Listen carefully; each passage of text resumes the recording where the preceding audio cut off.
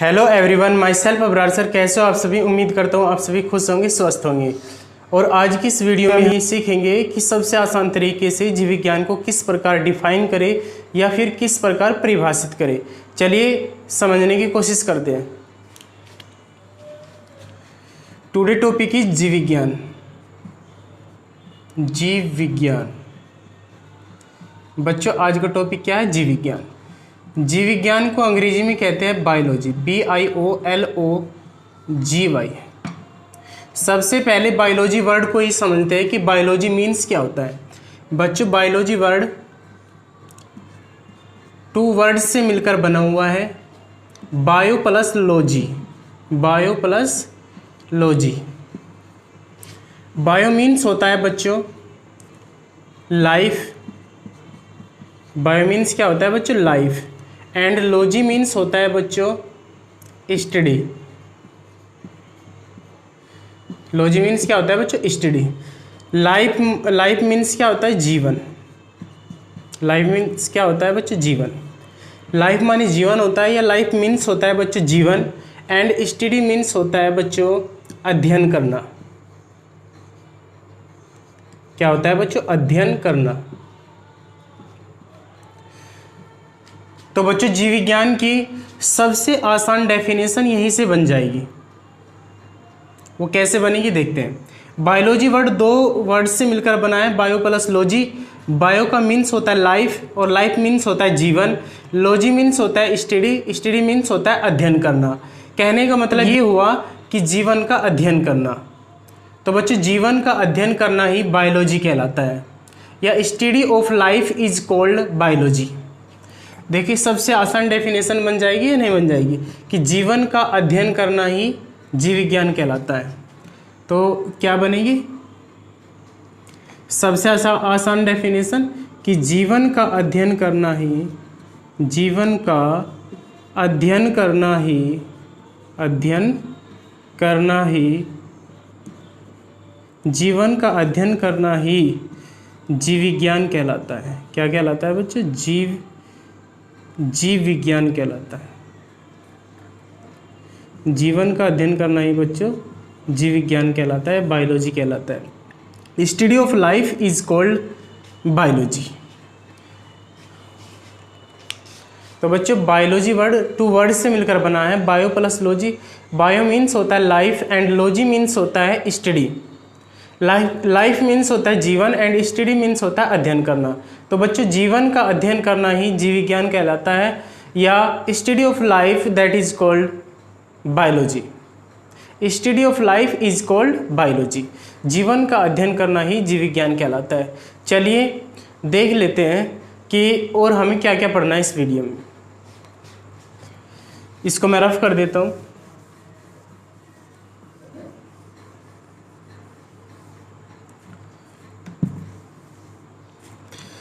बच्चों, ये आपको नोट करना है जो हम अब आपको बताएंगे कि सबसे पहले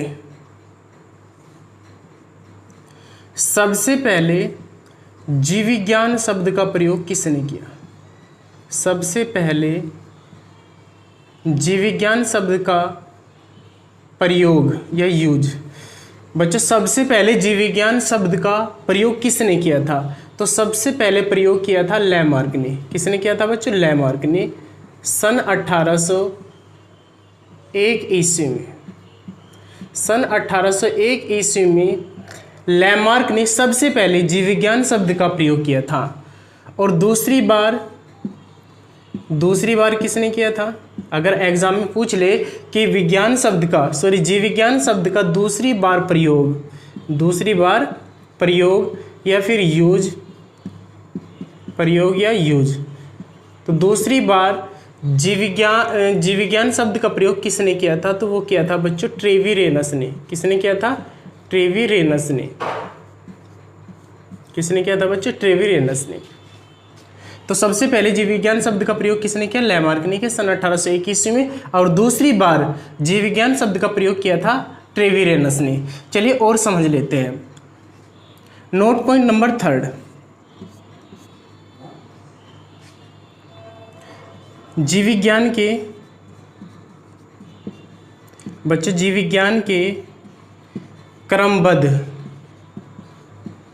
क्रमबद्ध ज्ञान का जो विकास हुआ था,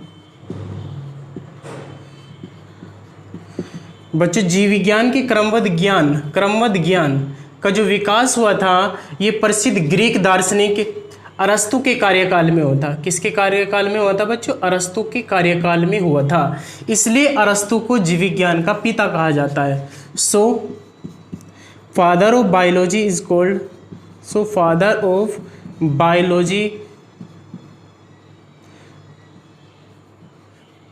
कॉल्ड अरस्तु। इसलिए अरस्तु को जीव विज्ञान का पिता कहा जाता है।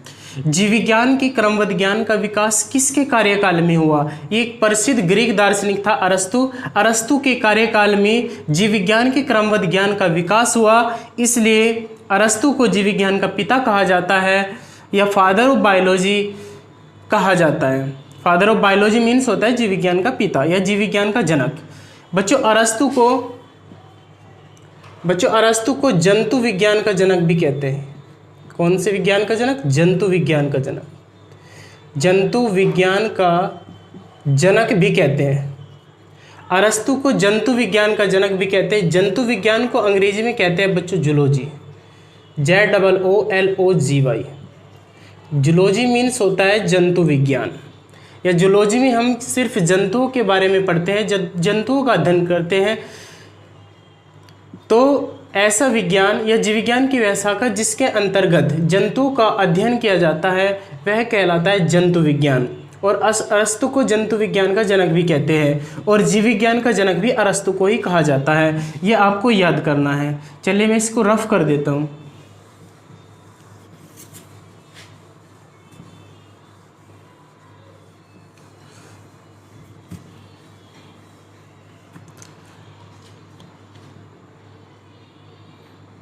नोट पॉइंट नंबर 4,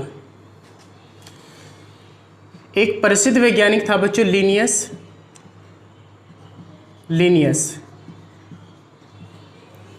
इसने सर्वप्रथम वर्गीकरण की नींव रखी थी।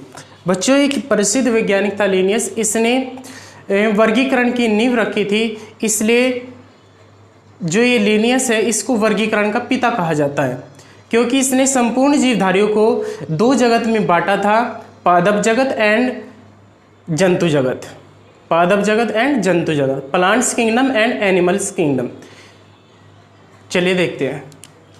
लीनियस ने सर्वप्रथम संपूर्ण जीवधारियों को 2 जगत में विभाजित किया था। लीनियस ने क्या किया था? लीनियस ने किया था बच्चों संपूर्ण जीवधारियों को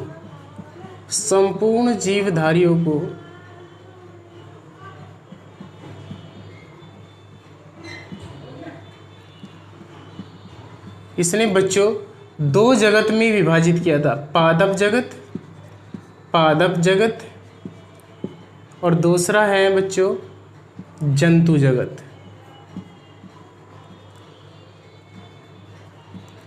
पादप जगत को अंग्रेजी में कहते हैं बच्चों प्लांट्स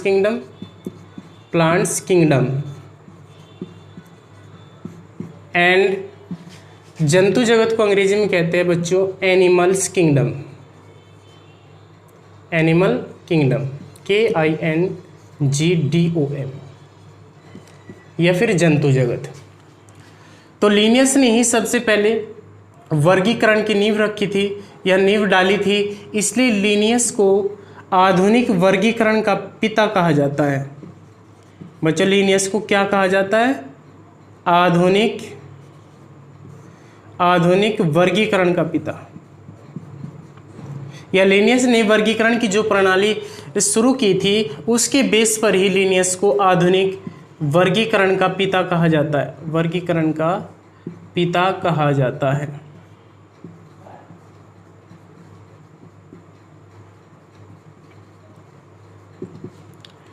तो बच्चों लीनियस को क्या कहा जाता है? आधुनिक वर्गीकरण का पिता कहा जाता है। ये बात आपको नोट कर लेनी है।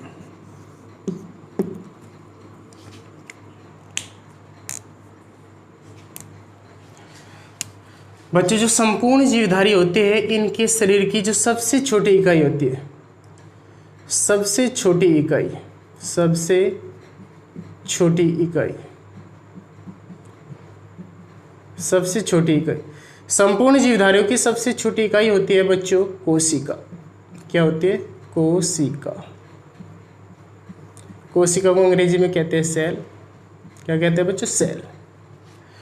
तो जितने भी जीव हैं वे छोटी छोटी कोशिकाओं को मिलाकर बने होते हैं। तो मानव शरीर की या फिर जितने भी जीव होते हैं उनके शरीर की सबसे छोटी इकाई होती है सेल या कोशिका। और कोशिका की खोज की थी सन 1665 ईस्वी में रॉबर्ट हुक ने। चलिए इसको भी लिख देता हूँ मैं। तो बच्चों कोशिका की खोज किसने की थी? बच्चों कोशिका की खोज की थी रॉबर्ट हुक ने। किसने बच्चों? रॉबर्ट हुक ने सन 1665 ईस्वी में।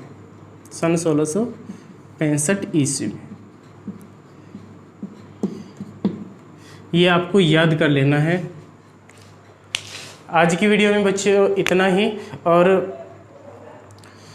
हम आपको 1 बाय 1 करके बायोलॉजी के कॉम्पिटिटिव एग्जाम्स के पॉइंट ऑफ व्यू से भी जो चैप्टर वेरी मोस्ट इम्पोर्टेंट है वो हम करवाते रहेंगे, क्योंकि हम केमिस्ट्री भी पढ़ाएंगे, बायोलॉजी भी पढ़ाएंगे और फिजिक्स भी पढ़ाएंगे।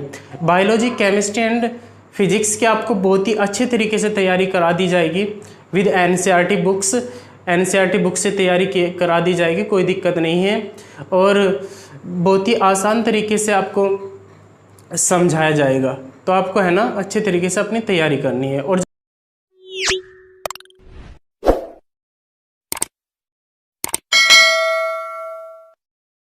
और अगर हमारी वीडियो पसंद आए तो please subscribe our channel. Thank you very much. जय हिंद।